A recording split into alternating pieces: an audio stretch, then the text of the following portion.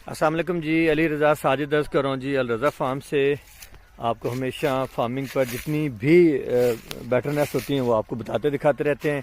आज हम आपको ऐसी बात बताने जा रहे हैं कि जो आपको हमने तो क्या शायद किसी ने कभी नहीं बताई होगी। पॉपुलर फार्मिंग में आपने बहुत ज़्यादा एहतियातें रखनी है। इस पर मैं डिटेल वीडियो अपने यूट्यूब चैनल अल रज़ा फार्म पर बनाने जा रहा हूँ, वो भी आपने लाजमी देखनी है। इस रील के ज़रिए आप मेरे यूट्यूब चैनल पर ज़रूर जाइएगा। इंशाल्लाह 2 से 3 दिन में अच्छी वीडियो बनाने जा रहा हूँ।